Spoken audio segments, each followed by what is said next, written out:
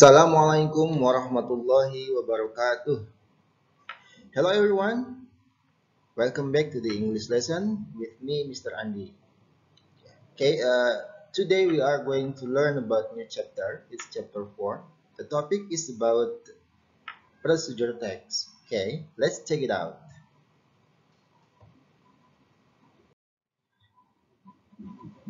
Baik, untuk kompetensi dasar pada materi pembelajaran kali ini ialah membandingkan fungsi sosial, struktur teks, dan unsur kebahasaan beberapa teks prosedur lisan dan tulis dengan meminta dan memberi informasi terkait resep makan atau minuman dan manual pendek dan sederhana sesuai dengan konteks penggunaannya.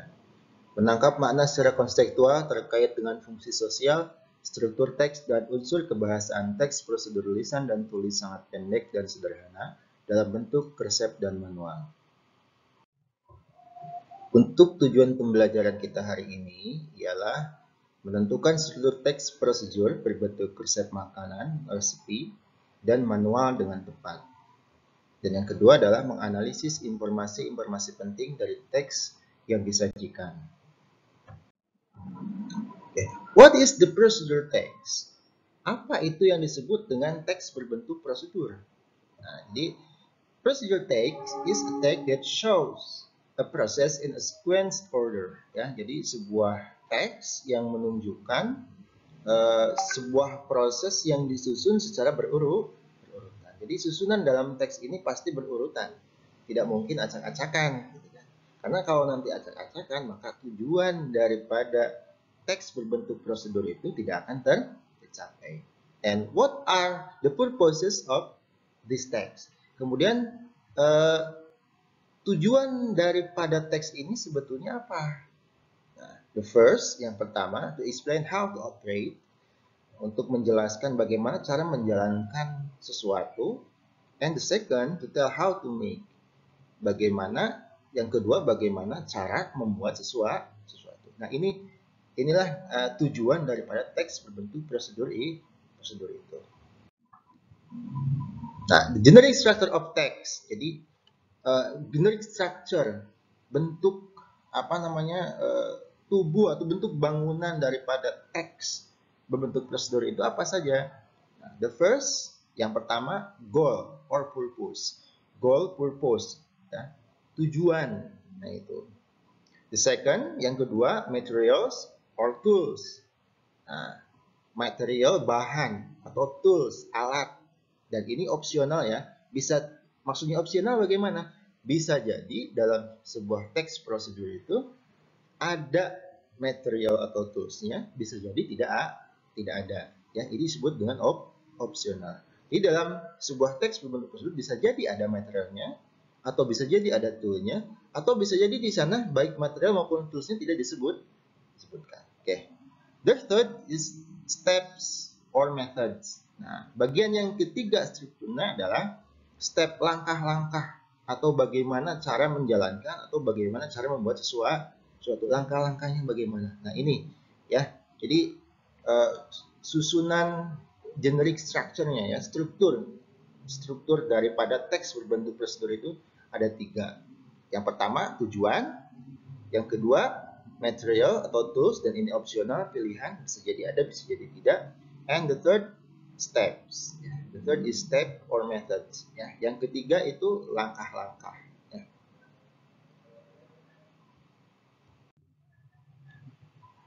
Okay, class. Now we are going to learn about procedure text examples. Okay, the first is manual. Read this manual. How to use fire extinguisher. The first is pull the pin, and the second is aim at the base of fire, and the third squeeze the lever, and the fourth sweep side to side. Ya. Jadi how to use fire extinguisher. Bagaimana cara menggunakan pemadam kebakaran. The first, pull the pin, tarik pinnya. The second, aim at the base of fire. Yang kedua, arahkan ke sumber api. The third, squeeze the lever. Yang ketiga, tekan atau remas pelatuknya. And the fourth, sweep side to side. Ya, jadi disapukan dari pinggir ke pinggir ya. Nah, Nah, ini merupakan contoh teks berbentuk prosedur. Ya. Jenisnya adalah manual ya. Oke. Nah, look at the generic structure. Ya. Nah, ini how to use fire extinguisher. Ini disebut sebagai goal atau purpose. Nah, ya. Jadi ini goal atau purpose-nya ini. Tujuan daripada teks tersebut dinyatakan dalam judul how to use fire extinguisher. Nah, ini disebut goal purpose. Then number 1, kemudian nomor 1, nomor 2, nomor 3, dan nomor 4. Nah, oke. Ini disebut sebagai step or method. Nah, ini ya, disebut step atau metode, langkah-langkah bagaimana cara memadamkan api. Oke, kalau kita lihat di generic structure manual ini hanya ada 2 generic structure ya, yaitu goal atau purpose, yang kedua ada step methods.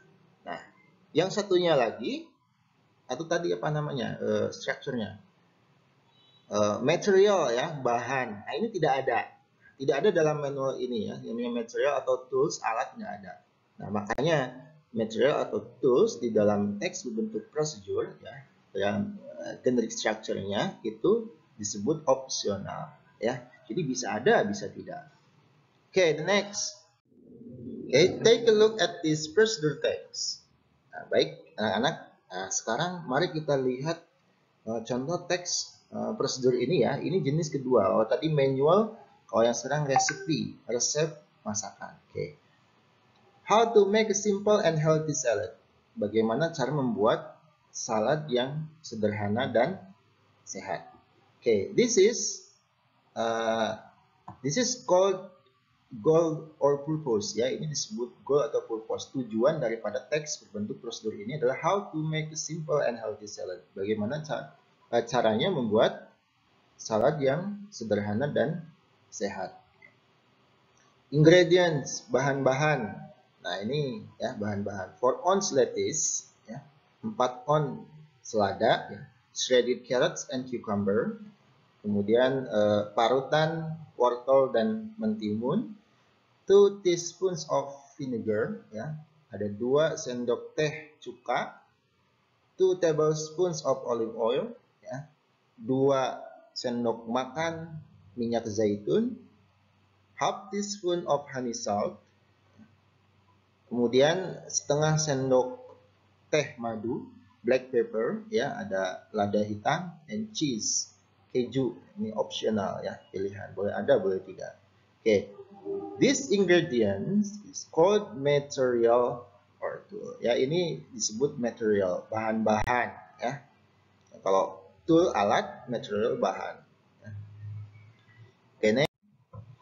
Nah, equipment, nah, alat-alat, nah, or tools ya, sama ya. Equipment itu sama dengan tool, artinya alat-alat. Apa bedanya tadi ingredients atau material dengan equipment atau tool? Nah, kalau ingredient atau material itu bahan masakannya ya, bahan masakannya. Kalau equipment atau tool itu alat untuk memasaknya. Okay. The first equipment is cup. Nah, cup cangkir, then whisk ya, alat pengocok, and large bowl, dan mangkok besar. Oke, ini disebut equipment ya. Jadi, this is tool ya. Jadi kalau dalam teks berbentuk prosedur yang kedua ini, tadi goal-nya ada ya, atau purpose-nya ada, material and tool-nya juga ada ya. Material, bahan-bahan, kemudian tool, alat juga ada ya. Oke, next. Oke, the next is instructions ya. Nah, selanjutnya adalah instruction, perintah bagaimana cara membuatnya. First, wash the lettuce and the greens. Yang pertama, cuci selada dan sayur-sayuran hijau. Let them dry. Kemudian biarkan mengering. Second, yang kedua, if the lettuce and the greens are too big, ya, jika selada dan sayuran hijaunya itu terlalu besar, tear them up into small pieces. Kemudian potong menjadi ukuran kecil. Next, put the greens in a large bowl to mix them up. Nah, kemudian masukkan sayur-sayuran hijau ke dalam mangkuk besar. Nah, add the shredded carrots and cucumbers. Kemudian tambahkan parutan wortel dan mentimun. You may add any other greens or vegetable if you want. Ya, kalian bisa menambahkan sayuran hijau apapun yang kalian inginkan ya.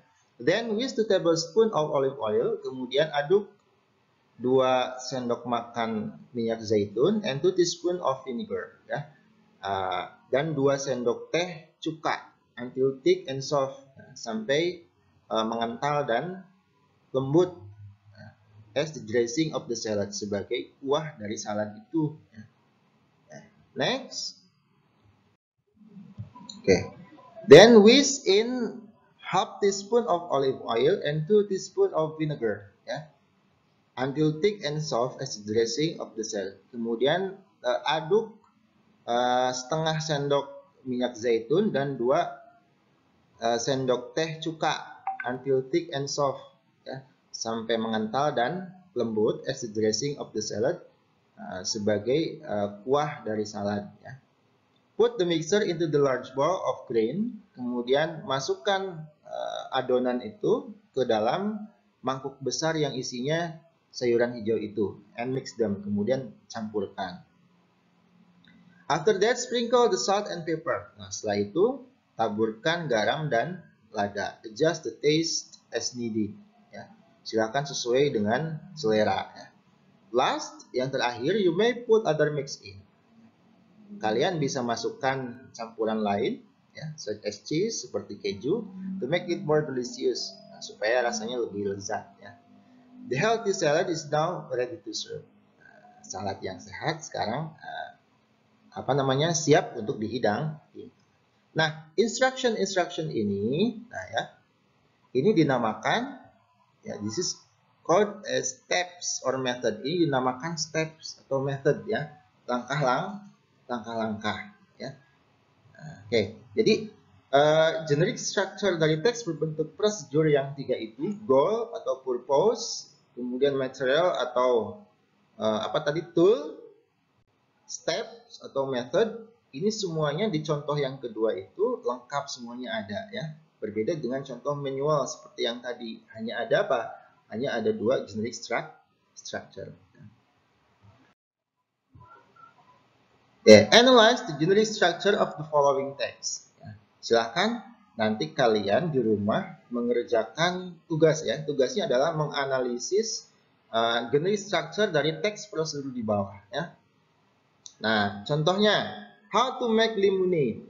Ya, bagaimana cara membuat lemonade.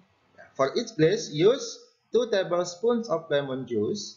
Ya, ada 2 sendok makan jus lemon, 2 tablespoons of sugar. Ya, ada 2 sendok makan gula, 1 glass of water. Ada 1 gelas air. Nah, silakan yang di kotak-kotak merah itu silakan nanti dianalisis oleh kalian semua. Kemudian ditulis ya. Nah, ini bagian yang ditunjuk itu generic structure-nya namanya apa? Ya, yang 3 tadi ya. Dan ini sangat mudah ya. Nah, ini namanya apa? Kemudian slice a lemon in half, ya. Take out the seeds, pour 2 tablespoons of juice into glass, add sugar, add water and stir well. Taste the lemonade. You may want to add more sugar or more lemon to make it taste just right. Put in ice cubes. A drop of red food coloring will make pink lemonade. Nah, ini disebut apa? Ya. Nah, silakan kerjakan tugas dan jangan lupa kumpulkan tugas bisa melalui Google Classroom atau melalui Japri ya, melalui WA atau bisa di WA group kelas. Oke, thank you very much for your attention. Ya, terima kasih atas perhatiannya and thank you very much for watching this video. Nah, terima kasih sudah menonton video ini. Goodbye. Assalamualaikum warahmatullahi wabarakatuh.